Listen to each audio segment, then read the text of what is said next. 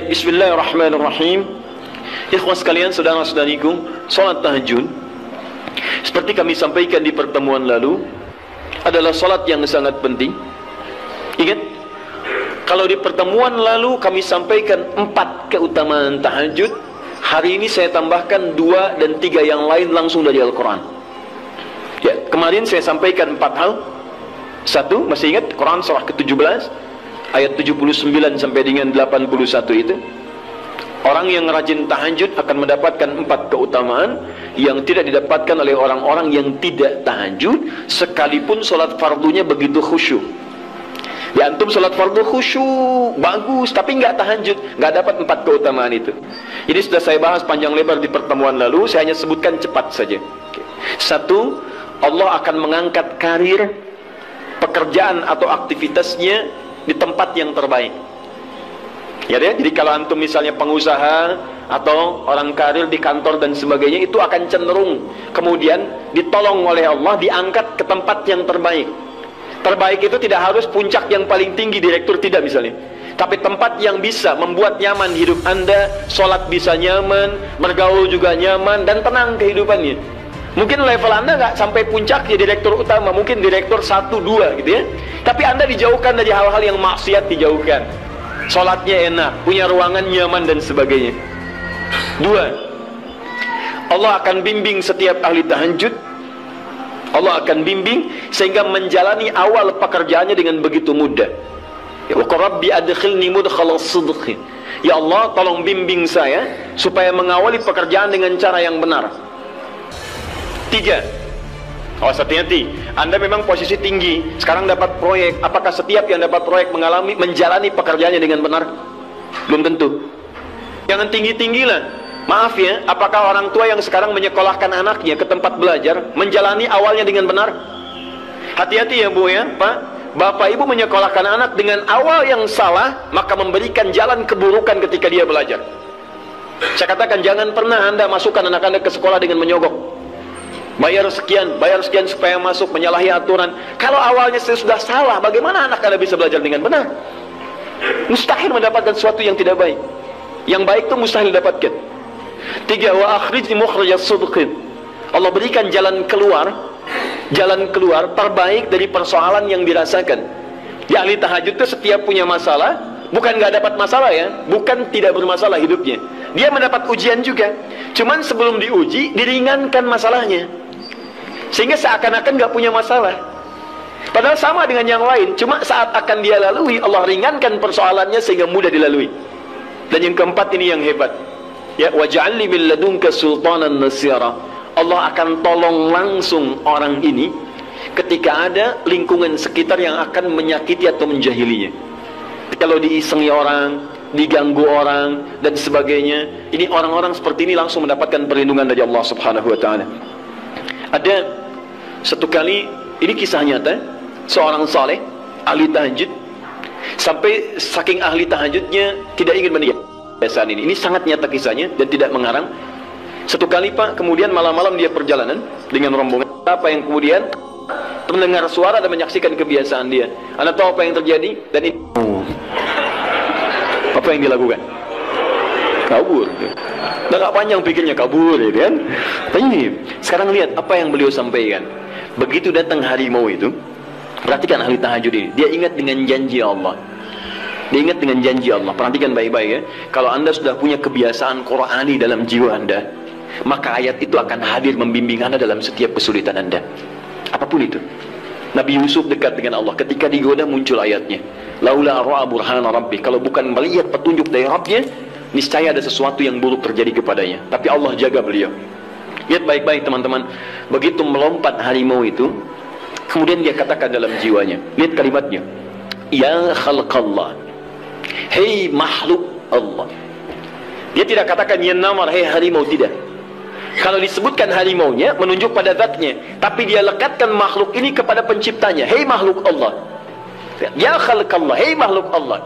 Jika saya memang rizki yang telah Allah tetapkan untukmu pada saat ini, maka saya ridha untuk engkau makan, silakan, tidak ada masalah. Kalau Allah tetapkan saya sebagai rizki untukmu pada saat ini, silahkan. Tapi kalau saya bukan menjadi rizki yang telah Allah tetapkan untukmu pada saat ini, maka jangan coba-coba ganggu ibadahku hari ini. Lihat kalimatnya, bukan jangan makan aku. Lihat, bukan jangan makan aku. Jangan coba-coba ganggu ibadahku saat ini, atau aku akan mohonkan pada Allah penciptamu untuk menghancurkan kau saat ini juga. Perhatikan, dia minta jangan ganggu tahajudnya, bukan jangan makan dirinya. Apa yang terjadi ketika dikaitkan dengan ayat perlindungan tentang tahajudnya, maka tiba-tiba harimau ini pergi meninggalkannya, mengaum sekali langsung pergi. Anda bisa bayangkan, bisa nggak malam-malam begitu Anda sholat, tiba-tiba ada nyamuk misalnya, kan banyak tuh. Begitu Anda mulai disengat oleh nyamuk, diambil, Anda katakan, hei nyamuk, kalau ini memang rizki yang telah Allah tetapkan untukmu saat ini, sedot sebanyak-banyaknya, saya ikhlas. Tapi kalau bukan, jangan coba-coba ganggu saya. Atau saya mohonkan kepada Allah pencipta untuk menghancurkan kau saat ini juga. Masya Allah. Kira-kira apa reaksi nyamuk? Makin banyak kayaknya. Coba cek. Berarti chemistry-nya harus lebih dibangun lagi. Tingkatkan. Itu waj'alni min ladunka sultanan nasara. Bismillahirrahmanirrahim.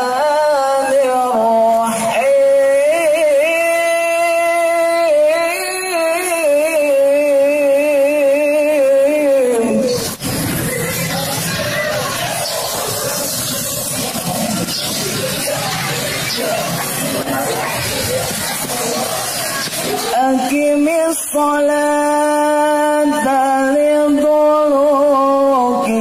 syamsi ila ghasaqil laili wa qur'anal fajr.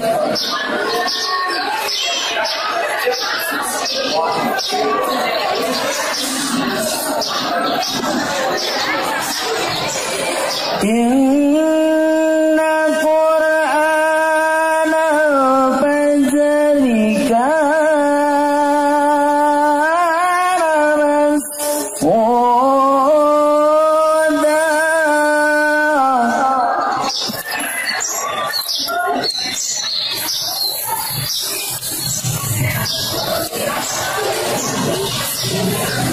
Wa minal layli fatahajjad bihi nafilatan lak.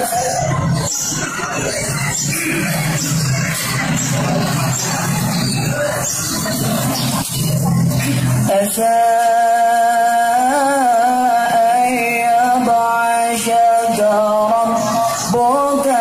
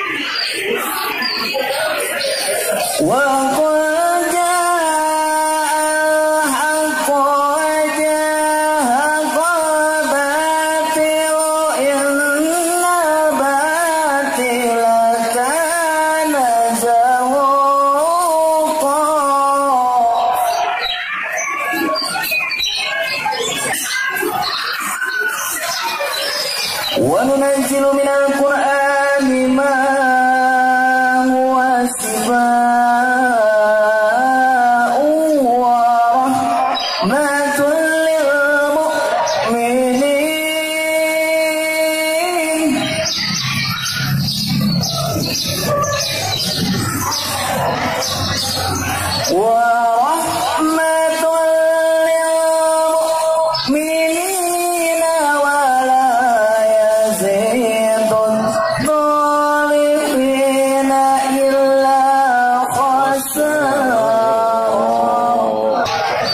بعدكم